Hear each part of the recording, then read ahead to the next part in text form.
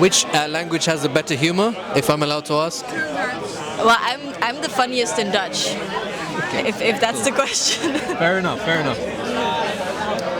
I think there was a famous meme in which they say, you don't know how smart am I in Spanish or something like that. I'm not smart in Spanish, I don't think I'm smart in Italian. So it's an exercise in empathizing with people and get to know how they think and how their mind is shaped through their language.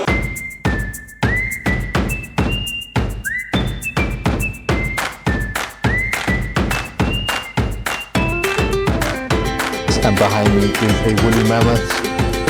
Iscucchiate la nota. Okay, Extraordinary People podcast. I'm here at the Language Cafe with two of the organisers today. Would you like to just introduce yourselves? Sure. I'm Saara, and I quite recently became one of the organisers. I'm from Belgium, and I've been living in the Netherlands for 4 years. Nice to meet you. Nice to meet you too. Hi, I'm Sergio. I've been living in the Netherlands now for 6 years, and after my first year as an international student in Utrecht, I got to know about Language Cafe, so I decided to join, first for some events and then in the organization.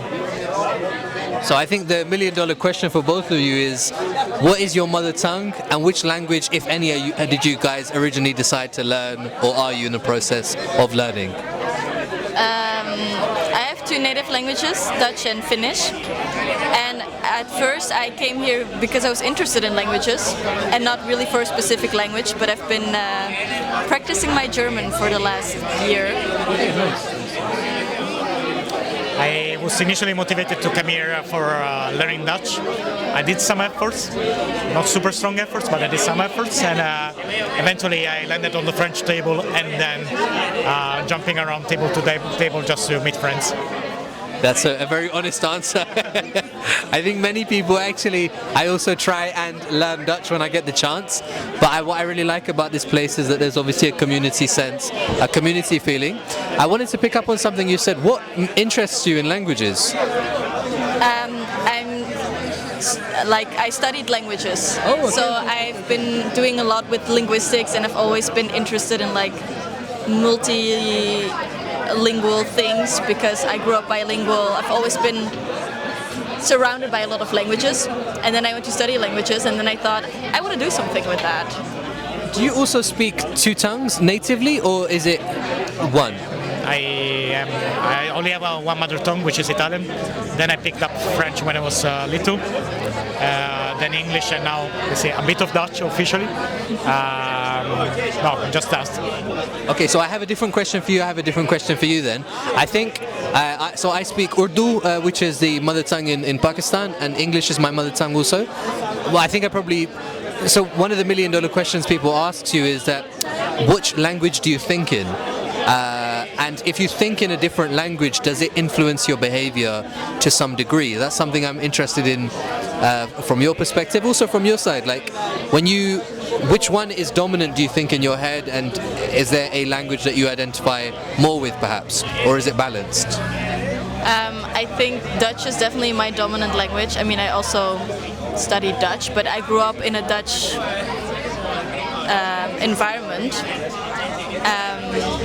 And I think you can have different languages for different parts of your personality, but there is usually one language that's really dominant, and for me that's Dutch. Which language has the better humor, if I'm allowed to ask? Well, I'm the funniest in Dutch, if that's the question. Fair enough, fair enough. I think there was a famous meme in which they say, you don't know how smart am I in Spanish or something like that. I'm not smart in Spanish, I don't think I'm smart in Italian. I'm not smart in Dutch, so I can tell you that's the language in which I also can make the least puns. And but they say French and English, I think I can still learn something. And it's also like in working situation, for example, I have to work in English. I wouldn't be able to explain the same things in Italian, and I lag a lot when I try to do so. Is that because of like the technical terminology and stuff like that, specifically in your work and your research and stuff like that? Is there, for example, in Italian, is the same? Would you have to look for other words, or I would have to force myself not to use an English word while speaking Italian. I think it's something that every multilingual person has a bit. Plus, I've learned some concepts and some ideas in a certain language, and that also prevents me to easily jump from one to the other on a whim.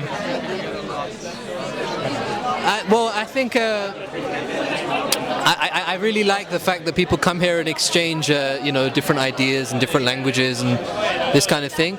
When you guys have learned other languages, have you struggled with grammar? So just as a disclaimer, it's interesting that you actually learn languages, because when I've learned English by living in London my whole life or whatever, and I guess I had some grammar classes or whatever, but when I read what a present particular or continuous past present tense is, I don't know what that is. So when I'm learning Dutch and the Dutch teacher is talking about these things, he might as well be, So yeah, when you've learned another language, have you struggled with the grammar? Yeah, I think if you very formally learn another language, you have to learn the grammar. But what I realize here is that you just talk with people, and the grammar kind of goes a bit to the background, and you learn from the input you get. Yes. But I think for people who are not children anymore and need some more instruction for language learning, grammar can be quite useful to just know how does the language function. I don't share the same linguistic knowledge, so I'm more like improvised learner myself. Me too. Let's say in my case, between Italian and French, grammar has some shared points that I can use every now and then to improvise a certain formulation if I forget how exactly it was done. When I try to pick up Dutch, it's a different game, but it's still playable. And the nice thing about language cafe situation or these kind of situations is that you can allow some mistakes. It's not really a class. Yes. People are fine with it. It's a chill environment, and that also opens up to be a bit less shy while trying to pick up or learn another language. Did you know that? Do you know Lord of the Rings? I guess. No. Yes. You know the guy, the author. He actually made up his own language, like Elvish and stuff like that. He studied languages. So I don't know if you have a life's aim, or a role model, but you could also go down that way. I've seen people do that, make up their own language using these kind of grammar rules, but I'm like, sure. I'm more of a practical person. I just like to use languages that I can actually do something with. Python? Well, that's not on the list yet. Fair enough. And Sergio, in your future, you are working with robots, you said. Possibly, yes. So is Terminator going to be real? Sorry? Is Terminator going to be real? Hope not. I still have to learn other languages before that, so I hope to be faster than a robot in that. Yes. So. Fair enough. Thank you very much for your time, guys. Oh, the last thing. So I'm not crazy, right? It has been really warm the last couple of days, and today we're gonna have a thunderstorm. Do you have a minute for the climate? Do we have what? A minute to talk about the climate? Sure. Are you worried about the heat? I try to not think about it too much. There are a lot of things going on in the world, and you just try to do what you can do, I think. In the last days, I've had some Dutch friend telling me, yeah, you're from southern Italy, you should be able to cope with that, it's easy for you. I don't know. It's about one of the many things I should be able to cope with easily, given somewhat of a background. It's an assumption, of course. Yeah, that's a bias. We like biases. We keep the word. Also, I think maybe Italy has more of a history of dealing with heat in comparison to the Netherlands, where it's up, down, left, right. They say. No, you're right. There is a lot of stuff going on in the world. This is nice because I just spoke to a guy from China a second ago. He was telling me about some persecution he's faced, and there's all sorts of things. And what's nice about this place is that you speak to people from different parts of the world, and you realize that we're all so different. Is there any message or any sentence or word that you'd like to say about the things that you've probably read about or heard about in the news, so on and so forth?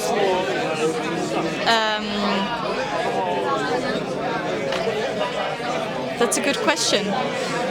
I think, what we do here, just come together with people and talk about what you want and need to talk about. To build bridges. Yeah, I think that's a nice way to say it. To me, it's about an exercise in empathy. Like, because if you are able to learn somebody else's language and put yourself in somebody else's shoes, then you start also caring a bit more and maybe doing some things, and especially not doing some other things. So it's an exercise in empathizing with people and get to know how they think and how their mind is shaped through their language somehow. And not just give a supportive pat on the shoulder and let them be in the world. So it's an exercise we can all practice. Thank you for this spontaneous discussion with me. Nice to meet you. Hope to attend the barbecues and all of that and practice Dutch. Thanks, guys. Good luck.